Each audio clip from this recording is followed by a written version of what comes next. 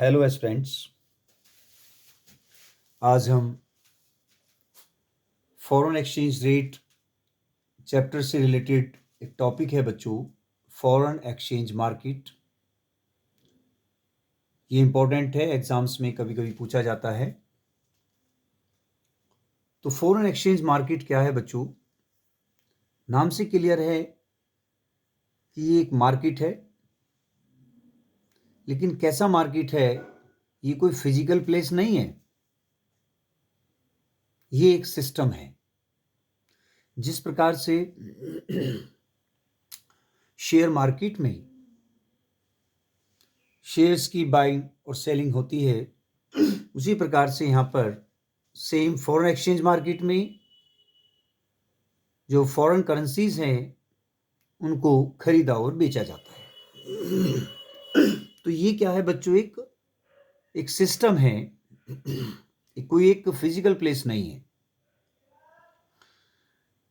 इसके अंदर जो इंक्लूड होते हैं, जो बायर और सेलर हैं, वो इंडिविजुअल्स हो सकते हैं, व्यक्तिगत रूप से, फर्म्स हो सकती हैं, फॉरेन एक्सचेंज ब्रोकर्स हो सकते हैं, कॉमर्शियल बैंक हैं, सेंट्रल बैंक हैं। कॉमर्शियल बैंक जैसे आपका SBI हो गया, बैंक ऑफ बड़ौदा है, पंजाब नेशनल बैंक है और बहुत सारे बैंक हैं, ये इंक्लूड होते हैं इसमें। सेंट्रल बैंक हो गया आपका RBI। तो ये है बच्चों फॉरेन एक्सचेंज मार्केट, जिसके अंदर क्या क्या इंक्लूड होते हैं? बायर सेलर इंक्लूड होते हैं, इंडिविजुअल्स हो सकते हैं, फर्म्स हो सकती हैं, ब्रोकर्स हो सकते हैं फॉरेन एक्सचेंज के, कॉमर्शियल बैंक हैं, सेंट्रल बैंक हैं। ये मार्केट जो ऑपरेट्स होता है बच्चों 24 से डे, दिन के 24 घंटे ऑपरेट्स होता है, या 5 डेज ए वीक, सप्ताह के 5 दिन। तो इसे कहते हैं बच्चों हम फॉरेन एक्सचेंज मार्केट। तो क्लियर है, ये एक सिस्टम है, कोई फिजिकल प्लेस नहीं है, जिसमें फॉरेन करेंसीज को क्या किया जाता है? बेचा और खरीदा जाता है। इसके अंदर क्या क्या इंक्लूड होते हैं बायर और सेलर्स में? व्यक्तिगत रूप से आप बाइंग सेलिंग कर सकते हैं, इंडिविजुअल्स हैं, फर्म्स हो सकती हैं, ब्रोकर्स हैं, और commercial bank and central bank. और 24 से डे जो है ऑपरेट्स होता है मार्केट। तो याद रखें, ये एक सिस्टम है, कोई फिजिकल प्लेस नहीं है। किस प्रकार का है? जैसे शेयर मार्केट में जो ट्रांजेक्शन्स हो रही हैं सारी ऑनलाइन हैं, उसी प्रकार से सेम इसका प्रोसेस चलता है फॉरेन एक्सचेंज मार्केट का वर्ल्ड में। इसके क्या क्या फंक्शंस हैं, क्या कार्य करता है, कैसे इसके कार्य हैं, क्या फंक्शंस हैं? तो functions of foreign exchange market में ट्रांसफर फंक्शन है। नाम से क्लियर है कि ट्रांसफर इजीली जो है आप ट्रांसफर कर सकते हैं मनी को। ट्रांसफरिंग ऑफ फंड्स को इजीली एक देश से दूसरे देश में इसको ट्रांसफर कर सकते हैं। जो फंड्स होते हैं, जैसे इंडिया है, USA, आपका कोई रिलेटिव्स या कोई फ्रेंड्स US में रह रहा है बच्चों, उसे पैसे की आवश्यकता है, मनी की, तो आप इंडिया से उसको इजीली ट्रांसफर कर सकते हैं एक कंट्री से दूसरे कंट्री में। लाइक जैसे अगर हम बात करें, the function is perform through, जैसे क्रेडिट इंस्ट्रूमेंट्स होते हैं, जैसे bills of foreign exchange, bank draft, telephonic transfer. तो ये है बच्चों आपका ट्रांसफर फंक्शन। एक देश से दूसरे देश में आप इजीली जो फंड्स हैं उनको ट्रांसफर कर सकते हैं। तो इस फंक्शन का यूज किया जाता है कि अगर आपने फंड्स एक देश से दूसरे देश में अगर फंड्स को ट्रांसफर करना है, तो इस फंक्शंस का हम प्रयोग करते हैं, ट्रांसफर फंक्शन। दूसरा फंक्शन है क्रेडिट फंक्शन। क्रेडिट का मतलब उधार। यहां पर अब उधार की बात की गई है कि जो ट्रेडिंग के लिए आपने अगर ट्रेडिंग कर रहे हैं उसके लिए आप उधार ले सकते हैं।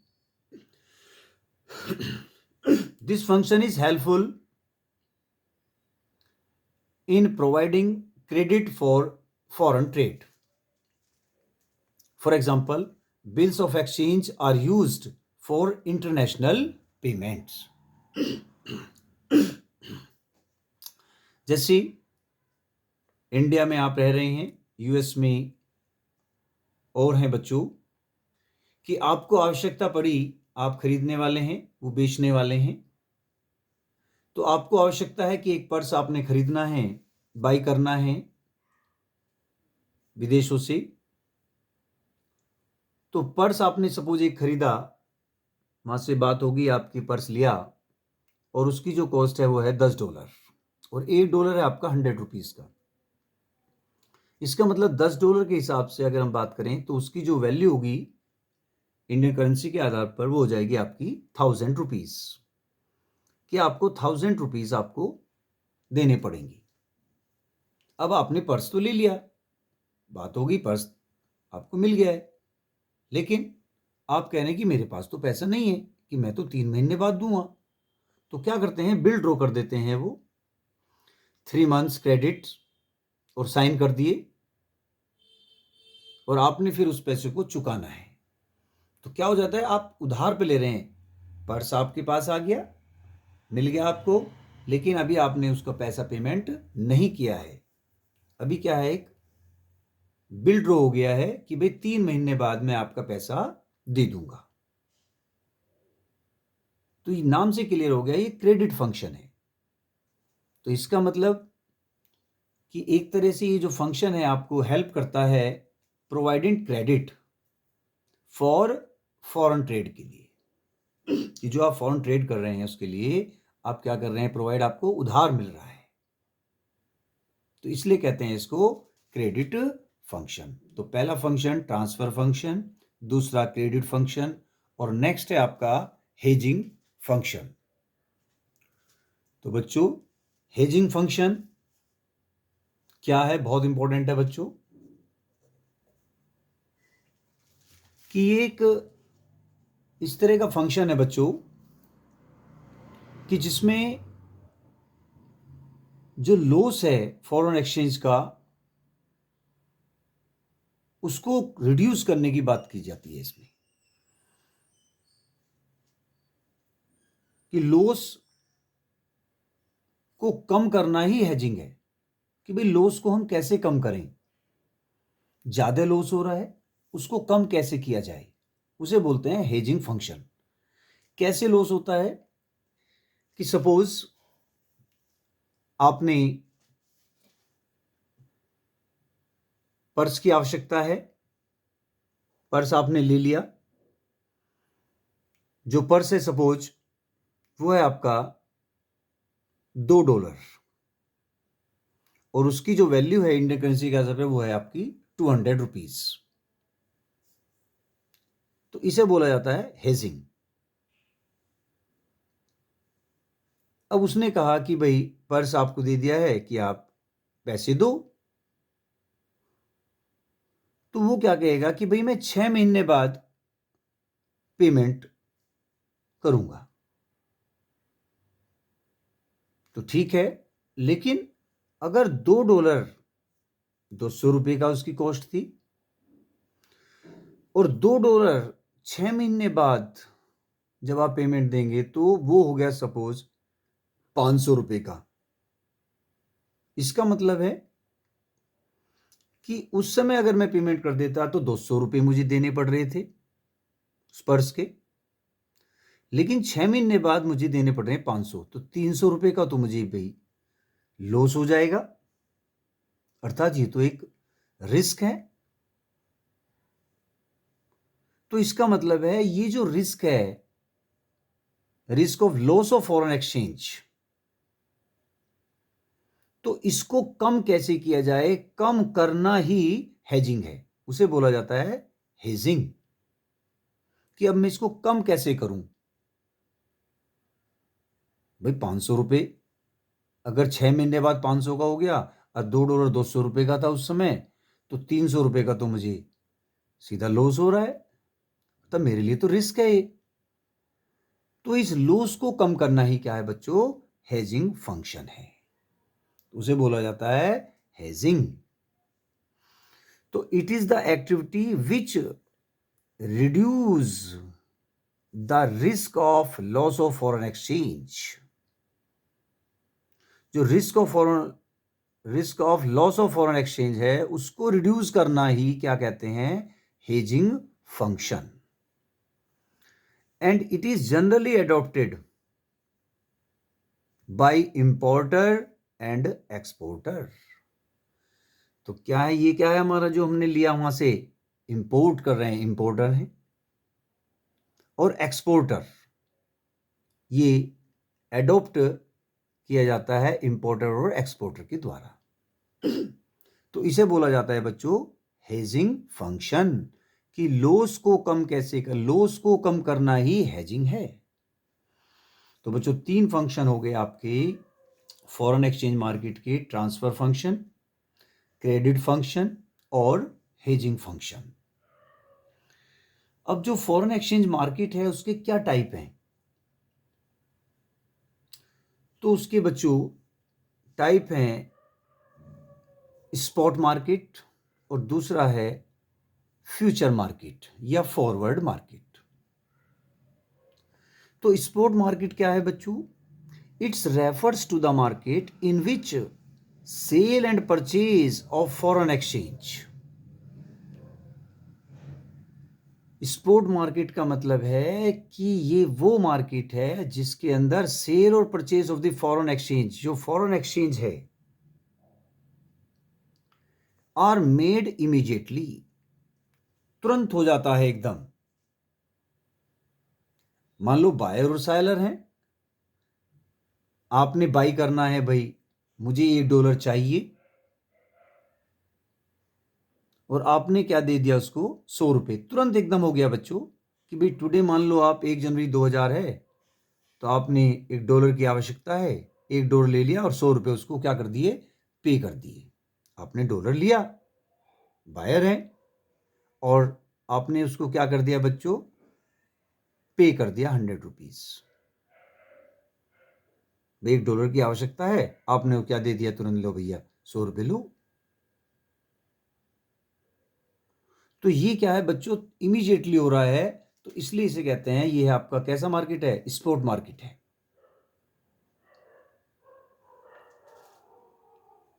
उसी दिन आपका काम हो गया है, 1 जनवरी 2000 है, तो उसी दिन आपने जरूरत पड़ी तो आपने डॉलर ले लिया और पेमेंट कर दिया भैया, बायर और सेलर। उसने डॉलर आपको दे दिया, सेल कर दिया, आपने क्या कर दिया भैया, पेमेंट कर दिया उसका, बायर और सेलर। अब बायर है, एक सेलर है, डॉलर और पैसा दिया, उसी दिन काम हो गया, इसलिए इसे कहा जाता है स्पॉट मार्केट। इसके बाद है बच्चों फॉरवर्ड मार्केट, फ्यूचर मार्केट। नाम से क्लियर है, फ्यूचर की बात कर रहे हैं। It refers to the market in which sale and purchase of foreign currency is settled on the specific future date.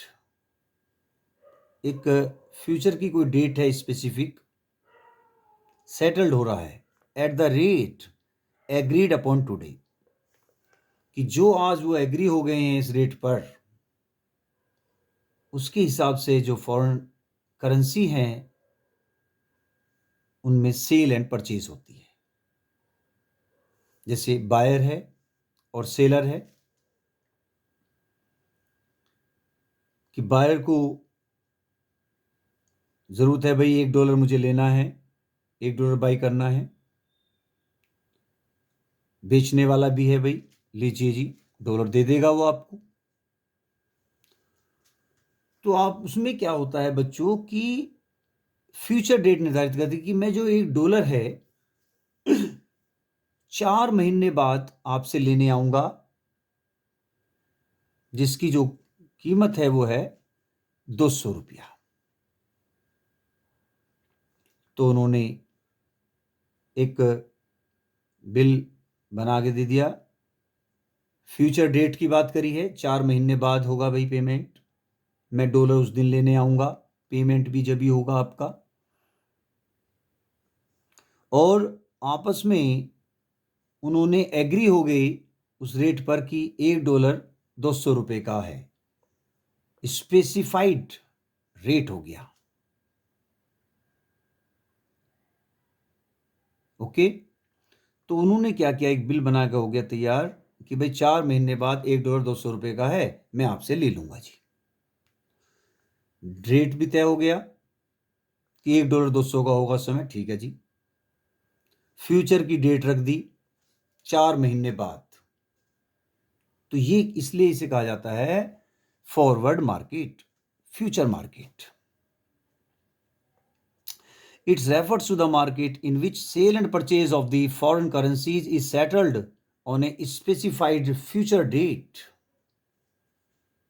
at a rate agreed upon today। कि आज तय कर लिया और 4 महीने बाद फ्यूचर की डेट रख दी और बाई और सेलिंग चल रही है। तो ये है बच्चों स्पॉट मार्केट हो गया, और दूसरा हो गया आपका फॉरवर्ड मार्केट, या इसे कहते हैं फ्यूचर। तो बच्चों टाइप आपको क्लियर हो गए हैं फॉरेन एक्सचेंज मार्केट के, स्पॉट मार्केट, और दूसरा है बच्चों फ्यूचर मार्केट। अब कुछ मेन टर्म्स हैं जो बहुत इंपॉर्टेंट हैं, जैसे करेंसी डेप्रिसिएशन। डेप्रिसिएशन का नाम आपने खूब सुना है।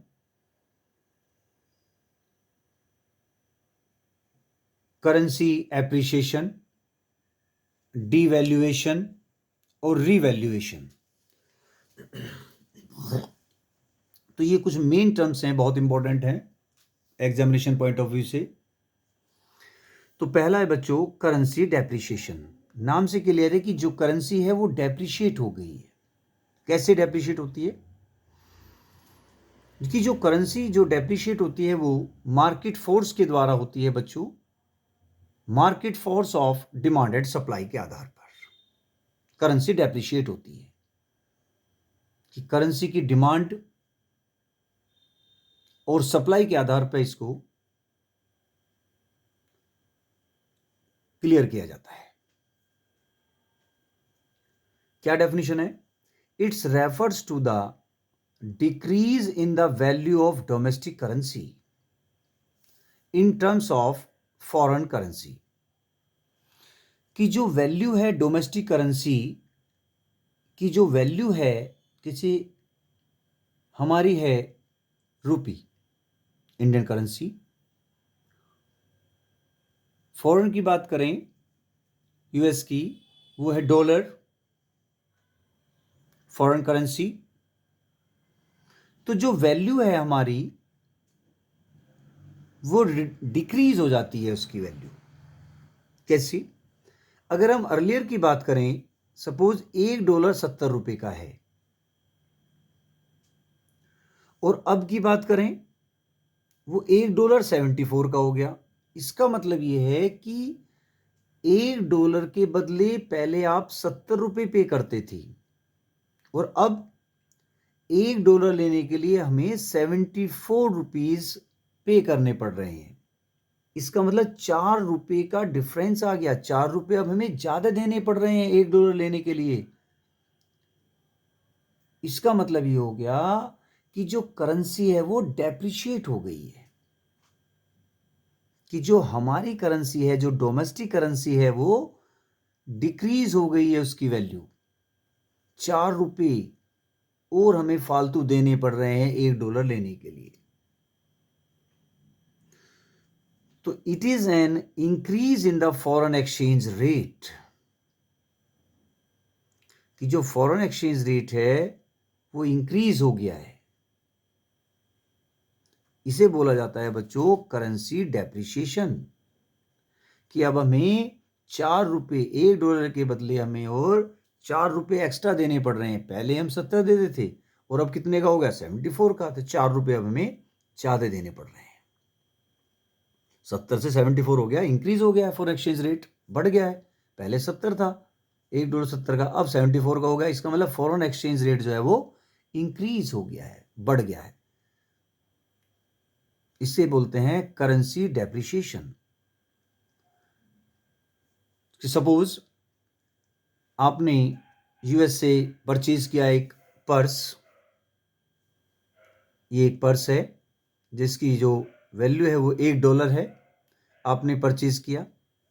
पहले क्या था, अगर पहले लेते तो अब हमें 70 रुपये पे करने पड़ते, 70 रुपीज़ अगर पहले लिया होता पर्स तो 70 रुपीज़, चूंकि $1.70 का है। और अगर हम आज की बात करें कि $1 अगर नाउ 74 का हो गया है, तो अब हमें क्या करना पड़ रहा है कि 4 रुपये हमें ज़्यादा देने पड़ रहे हैं उस पर्स को खरीदने के लिए, क्योंकि पर्स की वैल्यू $1 है। इसका मतलब इसे कहते हैं करेंसी डेप्रिशिएट हो गई है, अब हमें ज़्यादा पैसा पे करना पड़ रहा है, तो करेंसी डेप्रिशिएशन ये है बच्चों करेंसी डेप्रिशिएशन। और डीवैल्यूएशन कब होता है? डीवैल्यूएशन, करेंसी का डीवैल्यूएशन, कि जो गवर्नमेंट है, सरकार, उसको जानबूझकर जो डोमेस्टिक करेंसी है उसकी वैल्यू को रिड्यूस कर देती है, कम कर देती है। It's refers to the reduction in the value of domestic currency by the government. जो करेंसी डेप्रिसिएशन है वो market force of demand and supply के आधार पर, और डीवैल्यूएशन जो है सरकार जानबूझकर जो हमारी डोमेस्टिक करेंसी है उसकी वैल्यू को रिड्यूस कर देती है, कम कर देती है। इसका क्या इफेक्ट पड़ेगा? इसका इफेक्ट ये पड़ेगा बच्चों कि जो एक्सपोर्ट हैं वो इंक्रीज हो जाएंगे और इंपोर्ट डिक्रीज। कि डोमेस्टिक करेंसी को डेप्रिशिएट हो गई, करेंसी डेप्रिशिएट हो गई है, तो उससे क्या इफेक्ट पड़ेगा कि जो एक्सपोर्ट हैं वो इंक्रीज हो जाएंगी और इंपोर्ट डिक्रीज हो जाते हैं। एक्सपोर्ट कैसे होते हैं कि सपोज यूएसए और ये है आपका इंडिया। यूएसए में कुछ बंदे इंडिया आए, जब वो आए यहां पर तो उन्होंने आइसक्रीम ली, आइसक्रीम पार्लर पर गए और वहां से आइसक्रीम ली। तो जब $1.70 का था अर्लियर, पहले आए वो, तो आइसक्रीम 70 रुपए की थी, $1।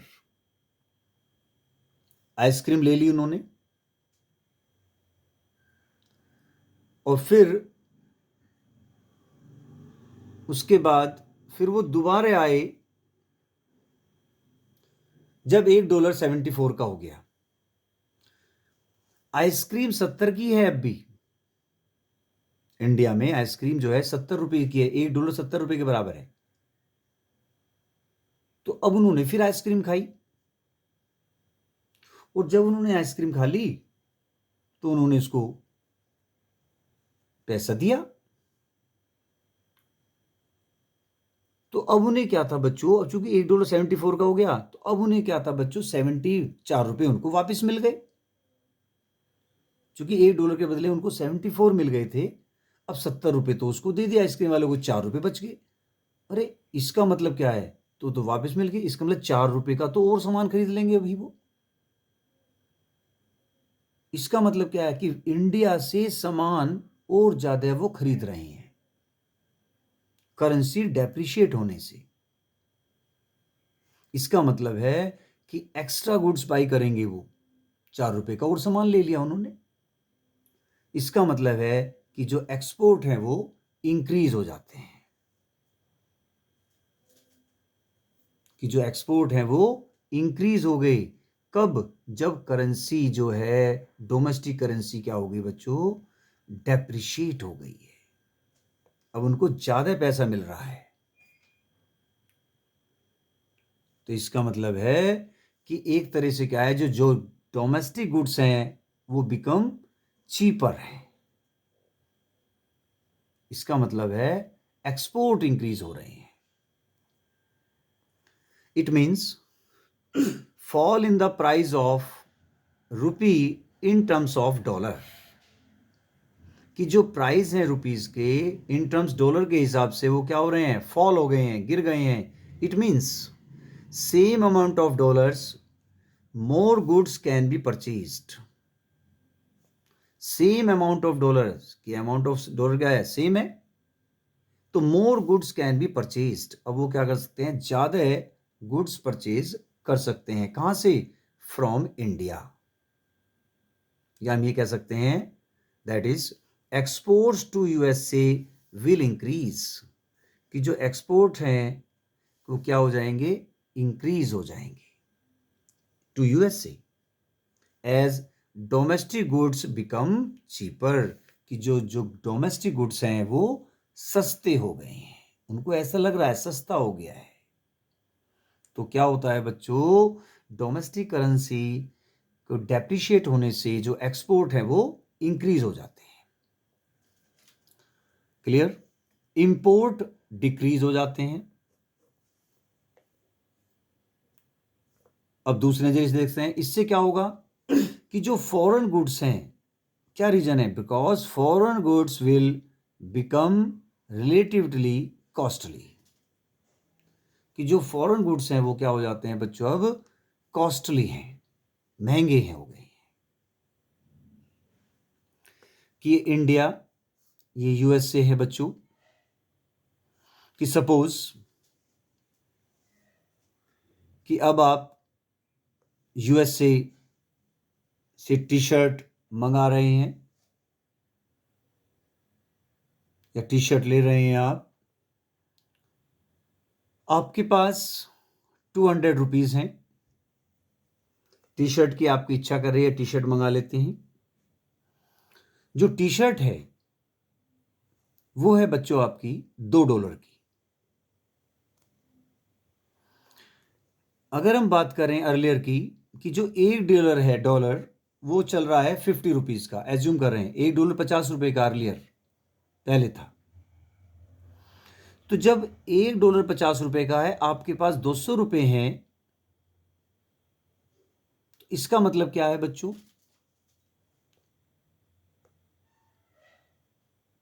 दो शर्ट, चूंकि $2, $1 $50 का है, ये है आपकी $2।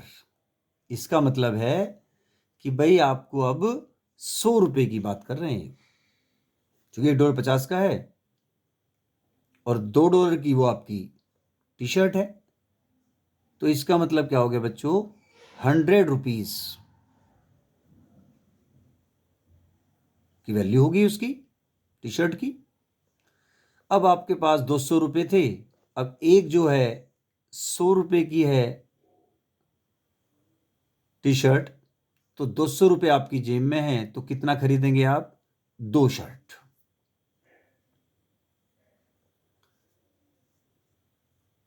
उसके बाद अब $1 100 रुपए का हो गया,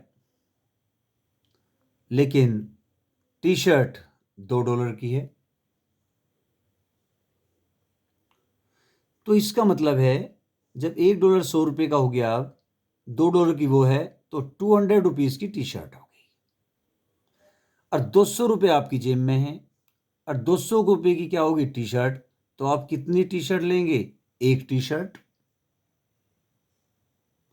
इसका मतलब ये होगा कि पहले जब $1 $50 का था, उसके हिसाब से देखा तो 2 शर्ट आ रही हैं, चूंकि आपके पास 200 रुपए थे, और अब $1 100 रुपए का हो गया है, तो शर्ट कितनी आ रही हैं बच्चों, एक खरीदी जा रही है। इसका मतलब है शर्ट क्या हो गई, पहले 2 खरीदते थे, अब कितनी खरीद रहे हैं, 1। तो इसका मतलब है अब इंपोर्ट क्या हो गई, कम हो गए हैं। इसका मतलब ये हो गया कि इंपोर्ट डिक्रीज हो गए हैं। The foreign goods will become relatively costly. अब क्या है, वो जो फॉरेन गुड्स हैं वो कैसे हो गए हैं बच्चों, कॉस्टली हो गए हैं, महंगे हो गए हैं। तो इससे क्या होता है, इंपोर्ट डिक्रीज हो जाते हैं। तो करेंसी डेप्रिसिएशन से, डिवैल्यूएशन से क्या इफेक्ट पड़ता है? एक्सपोर्ट इंक्रीज और इंपोर्ट डिक्रीज हो जाते हैं। तो करेंसी डेप्रिसिएशन डिमांड और सप्लाई के आधार पर, मार्केट फोर्स, और डिवैल्यूएशन गवर्नमेंट के द्वारा जानबूझकर सरकार इसको क्या कर देती है, गवर्नमेंट क्या कर देती है, रिड्यूस कर देती है अपनी जो डोमेस्टिक करेंसी है उसकी वैल्यू को।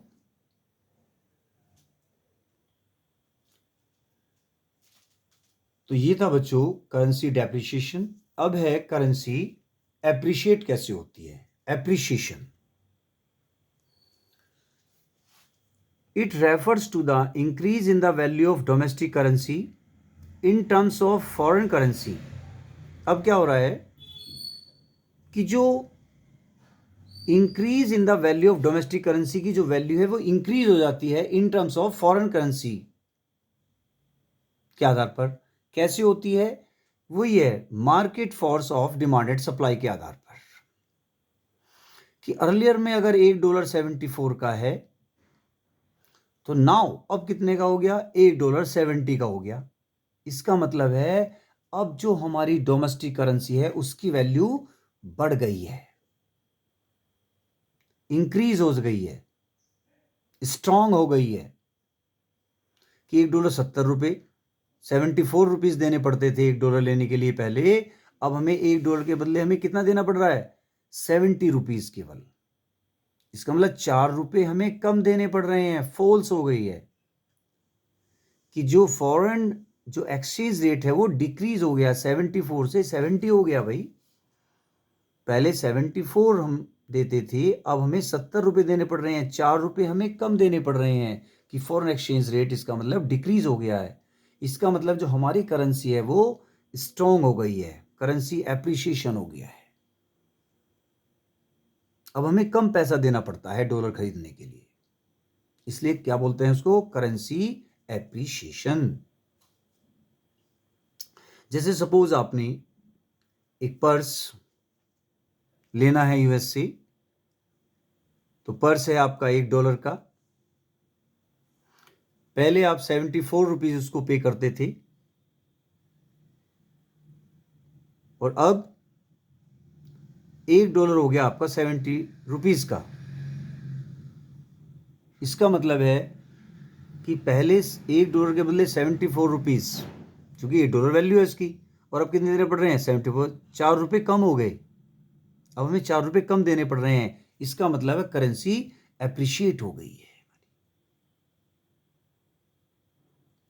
कि पहले ज्यादा पैसा देना पड़ रहा था ₹74, अब कितना है, ₹4 हमें कम देने पड़ रहे हैं, क्योंकि $1.70 का हो गया है। इसका मतलब हमारी करेंसी जो है वो स्ट्रांग हो गई है।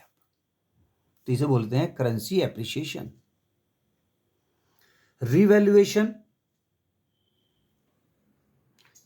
ये गवर्नमेंट के द्वारा होगा, सरकार के द्वारा, कि जो हमारी डोमेस्टिक करेंसी है उसकी वैल्यू इंक्रीज हो गई, जानबूझकर सरकार कर रही है। Increase in the value of domestic currency by the government. Increase in the value of domestic currency by the government, की जो डोमेस्टिक करेंसी है हमारी रुपया, उसकी जो वैल्यू है वो इंक्रीज हो गया था, स्ट्रांग हो गई है, बढ़ा दी उसकी, सरकार ने जानबूझकर किया है। क्यों? इससे क्या फायदा है, क्या इफेक्ट पड़ेगा, कि जो एक्सपोर्ट हैं वो डिक्रीज हो जाएंगे, एक्सपोर्ट कम हो गए, जबकि इंपोर्ट अब इंक्रीज हो जाएंगे। एक्सपोर्ट डिक्रीज और इंपोर्ट इंक्रीज। कैसे, देखिए,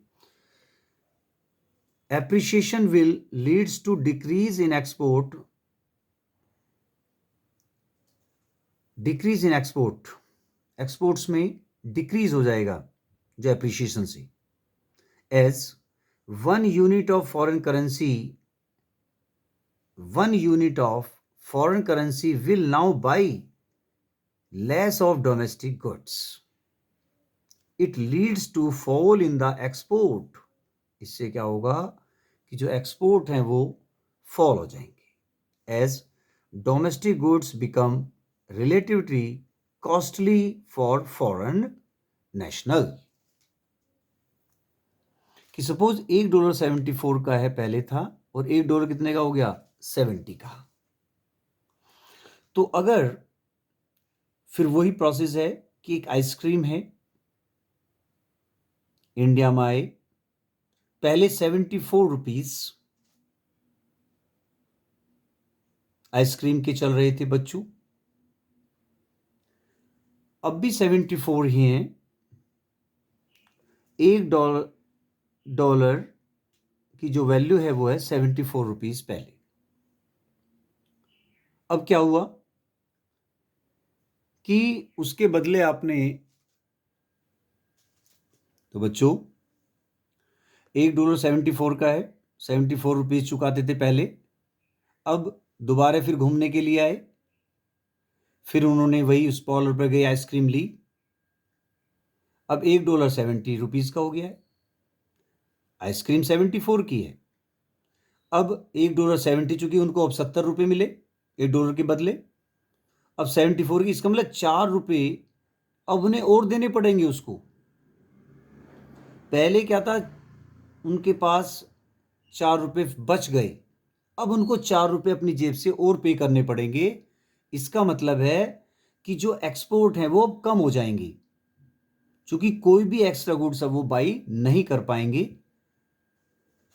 क्योंकि $1.70 का हो गया है, 4 रुपये और आइसक्रीम वाले को पे करने पड़ेंगे। पहले तो बच जाते थे उन पे, लेकिन अब जो है उनको 4 रुपये और देने पड़ रहे हैं। इसका मतलब है कि अब जो है एक्सपोर्ट जो है आपकी वो कम होंगे, सामान कम ले जाएंगे खरीद कर यहां से, तो नो एक्स्ट्रा गुड्स बाई। तो इससे क्या होता है बच्चों, एप्रिसिएशन से जो एक्सपोर्ट है वो डिक्रीज हो जाते हैं, उनमें कमी आ जाती है। इंपोर्ट इंक्रीज, इंपोर्ट बढ़ जाएंगे। अब आप इंडिया और ये है यूएस, आप गए भाई, अब टी शर्ट लेनी है आपने, $1 की टी शर्ट है, आपके पास 400 रुपीज हैं, और जो कॉस्ट है उसकी वो है टी शर्ट की $1, 400 रुपये आपके पास हैं, $1 टी शर्ट के रेट हैं। अर्लियर की बात करें कि सपोज हम मान रहे हैं कि $1 100 का चल रहा है, पहले $1 100 का था, तो उस समय $1 जब 100 रुपये का है और $1 कीमत है, 400 रुपये आपके पास हैं, ये 400 रुपीज, तो आप कितनी शर्ट ले पाएंगे? 4 शर्ट, 4 शर्ट आपने ले ली, क्योंकि $1 100 का था।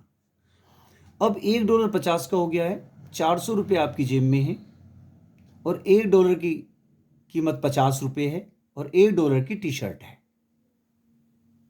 तो इसका मतलब है अब आप क्या करेंगे बच्चों, 8 टी शर्ट्स आप खरीद पाएंगे, 400 रुपये हैं, $1 50 रुपये का है, $1 की एक शर्ट, 50 रुपये की एक शर्ट हो गई, 400 आपके पास हैं। तो इसका मतलब क्या हो गया बच्चों, अब आप 8 शर्ट खरीद पाएंगे। 5 इंटू 50 इंटू 8, अर्थात कितना हो गया? 400। तो इसका मतलब 8 शर्ट आपने क्या कर ली बच्चों, खरीद ली। तो जब पहले $1 100 का था तो 4 शर्ट आप ले रहे थे, और जब $1 50 का हो गया, करेंसी एप्रिशिएट हो गई है, कि जो डोमेस्टिक करेंसी है वो एप्रिशिएट हो गई है भाई, 50 की हो गई है। इससे क्या हो रहा है कि एप्रिशिएट होने से शर्ट हम 8 खरीद रहे हैं विदेशों से। तो इसका मतलब इंपोर्ट क्या हो गए कि बाहर से हम ज्यादा सामान ला रहे हैं, इंपोर्ट बढ़ गए। तो एप्रिशिएशन होने से जो इंपोर्ट है वो इंक्रीज हो जाते हैं, और जो एक्सपोर्ट हैं वो डिक्रीज हो जाते हैं। तो बहुत इंपॉर्टेंट पॉइंट्स हैं बच्चों ये, करेंसी एप्रिशिएशन और रिवैल्यूएशन। तो करेंसी एप्रिशिएशन में मार्केट फोर्स और डिमांड सप्लाई के आधार पर निर्धारित किया जाएगा, जबकि रिवैल्यूएशन वो सरकार के द्वारा जानबूझकर सरकार जो है इसको, जो हमारी डोमेस्टिक करेंसी है उसकी वैल्यू को इंक्रीज कर देती है, जिससे एक्सपोर्ट डिक्रीज हो जाए और इंपोर्ट इंक्रीज हो जाए। तो बच्चों ये आपको क्लियर हो गए होंगे सारे पॉइंट्स इसमें, और हमेशा अपना ध्यान रखें और अच्छी प्रकार से तैयारी करते रहें, रिवाइज जरूर करते रहें बच्चों। ओके बच्चों, टेक केयर।